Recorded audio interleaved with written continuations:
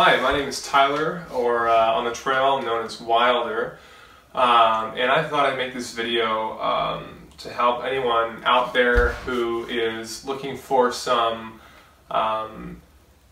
review just after the trail, just after someone finished with the trail. I just finished about 3 days ago, so I'm still pretty fresh with my gear. All of the pains and gains with each item is still really fresh in my mind, so I thought it would be a good time to do that now.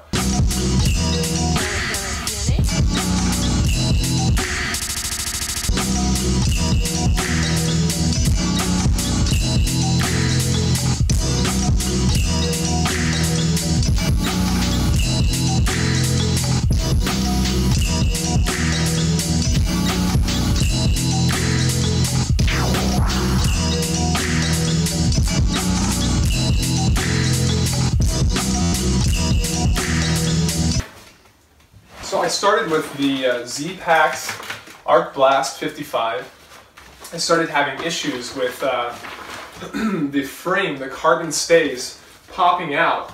They were actually popping out through this bottom strap on both sides. I just got frustrated with it, and when I got to Mammoth Lakes, that's when I decided it's time to switch. So I actually went into the outfitter there and bought a new pack.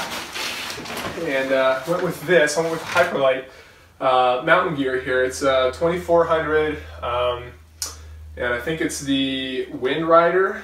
No, it's this. It's either the Southwest or the Wind Rider. There's only two, but it's one of those.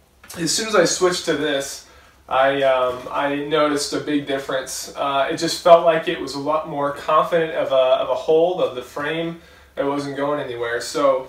It's an internal frame as opposed to the external frame there. It's just because it was such a complicated system that there was just so many things that could go wrong, and a lot of people I was talking to on the trail that had the Z-Packs pack had the same issue. The frame just popping out, or even the carbon stays were snapping. I would actually recommend going with the mesh instead of this one, because it's just a lot easier to see what's going on in your pocket here, so you can just go right for it. If you gotta take that dookie real fast, you know, you gotta find your poop kit immediately. Instead of fumbling around in here, you can see it and just grab it and take it out. And the main complaint I have with this is the hip belt pockets are really tough to get into. So I actually just took the Z-Packs hip belt and put it on this one, and same with the Z-Packs shoulder strap. But I highly recommend this pack. So I went with a 6 Moon Designs Lunar Solo. It's about 24 ounces or so. It's really light for a fully enclosed tent, especially for not being Cuban fiber. And I didn't really use it a whole lot in the PCT. It took me a while to kind of get used to the pitch. There's 6 guy outs, and it's a hexamid design. And so there's a lot of ways to guy it out. Which means there's a lot of versatility in the way you want to pitch it, but it also means there's a big learning curve. The footprint size is huge. That's one of the other complaints, is just sometimes trying to find a spot that'll actually just fit your tent. That was a bit annoying. And then the one last complaint I have about it is that it is the interior space isn't a whole lot, especially for a tall guy like me. I'm 6'4". Laying down, I could fit the entire length, but as soon as I sat up, there's really no place to sit up without brushing your head against the top, unless you sit in the very middle with the one pitch. I didn't really enjoy that, especially when there was condensation in the morning. I would wake up and brush my hair against the top of the tent, and it'd just be soaked, or if it's frosty on the inside, like some nights, you just get a face or a hair full of snow. But I like the lightweight, and it was very affordable. This was a Z-Packs 20-degree sleeping bag. The issue I had was it just simply wasn't warm enough. I don't know why exactly. It might be a combination of me sleeping cold. I don't think I sleep that cold, but there were so many nights in the Sierras and even in the desert and in Washington where I was cold the entire night, and it's 20 degrees rated, and it never really got below 20 degrees, not even close. So I kind of had an issue with that. I think Z-Packs may have skimped out on some down, some fill. I don't want to assume that, but that's the only real conclusion I can draw from that.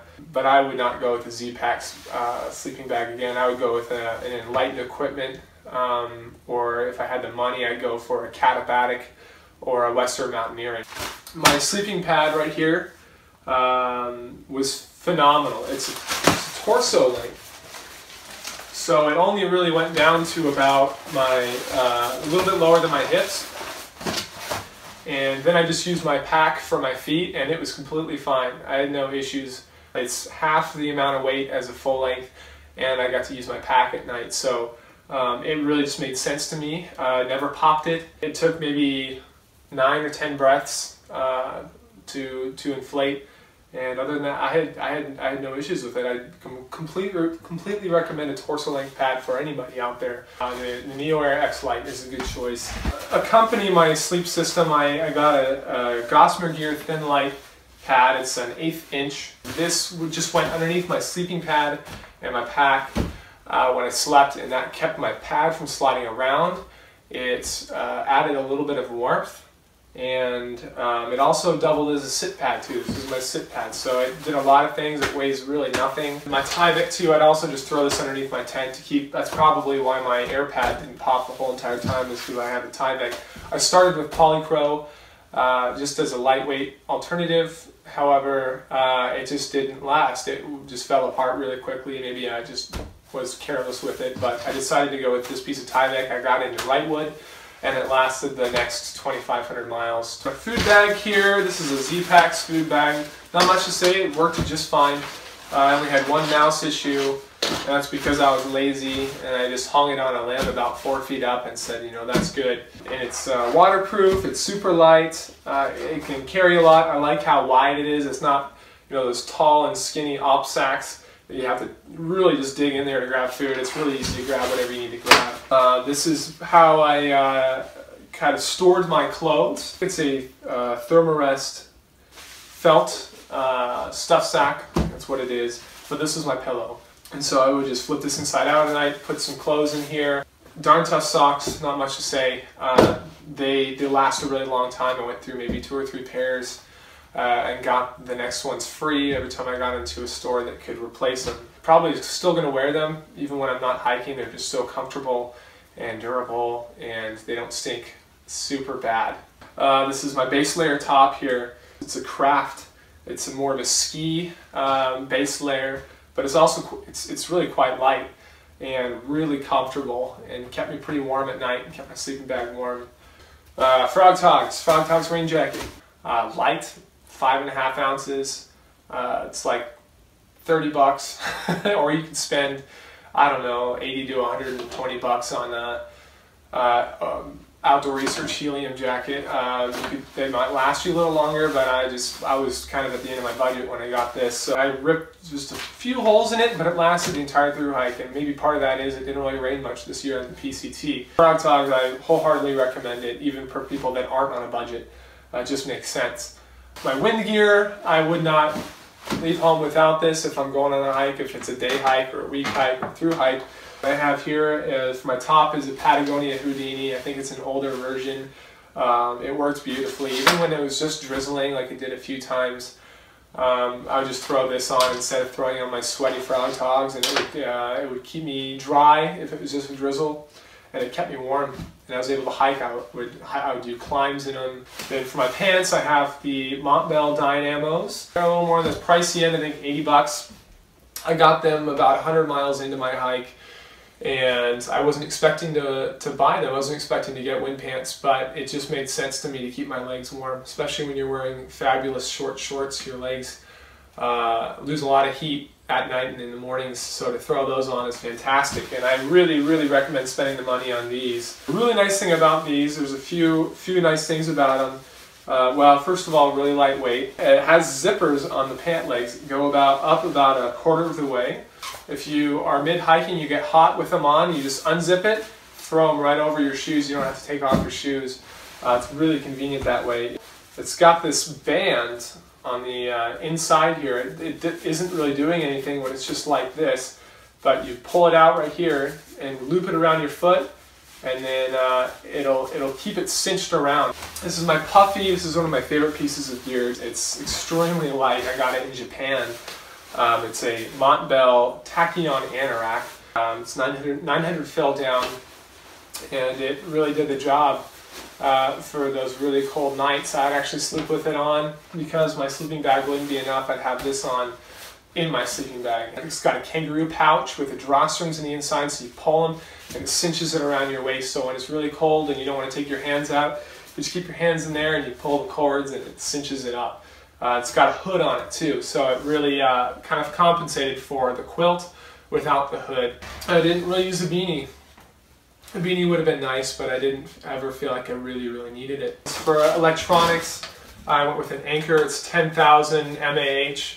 I would charge my phone 4 or 5 times even. I never even needed that. It was perfect. It was more than enough, but not so much that I felt like it was a waste of weight or space.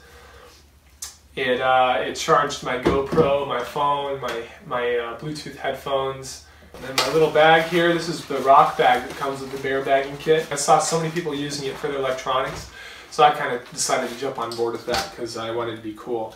Just an iPhone charging cord. This is a dual port charger. I think you should go with dual port because when you're in town, you don't want to be sitting around charging your phone, then have to get up, take that out, then charge your battery just because you only have one port. If you have a dual port like this, you can charge your battery and your phone at the same time.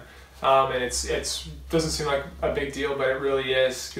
My GoPro charger, and this is just a little mini charger, charging cord for my Bluetooth headphones. It just means another thing to charge, but it's really nice because you just put them in, and then when you get to camp, you can throw your pack down with your phone in it, and you can keep the music going while you pitch your tent, and you can walk around. It's really nice to have. Spot receiver.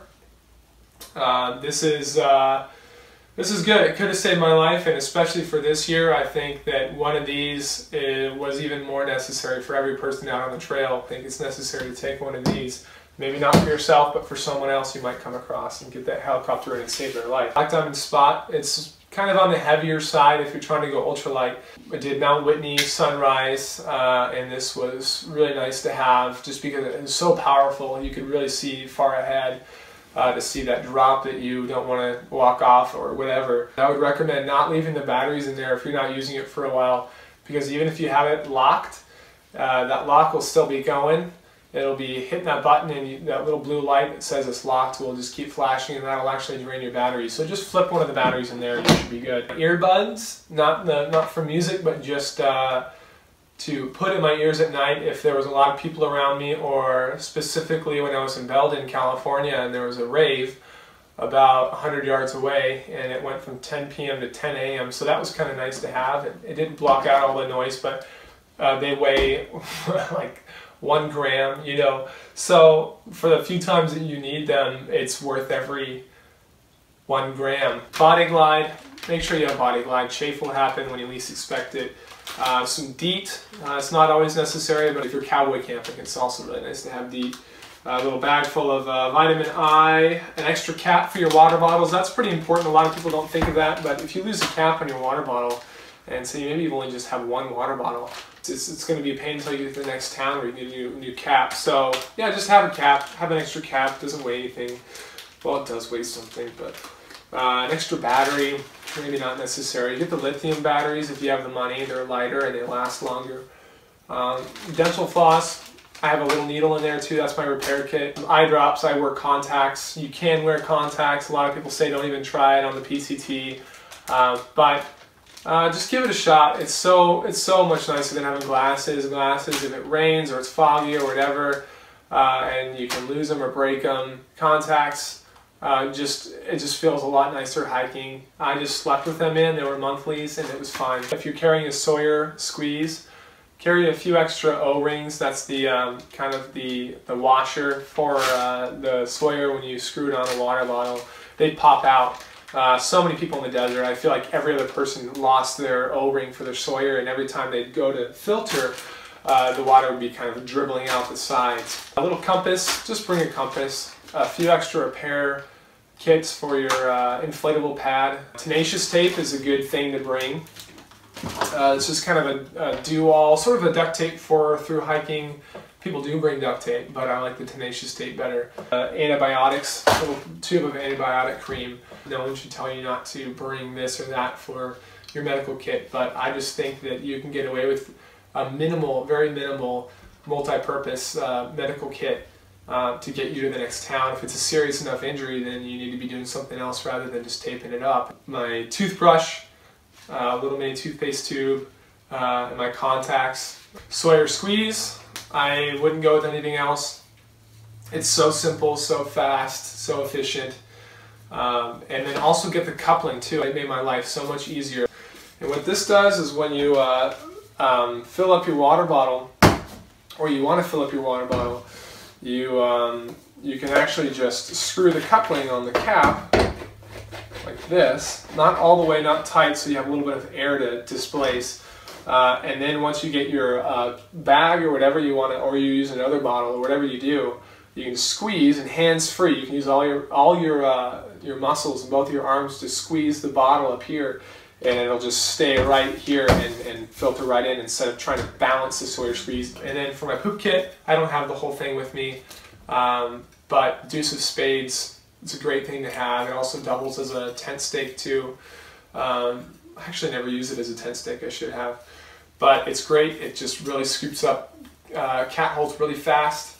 And then what I don't have with me is the bag full of other stuff like toilet paper, and my hand sanitizer, and the other little bag that I would pack out my used toilet paper in.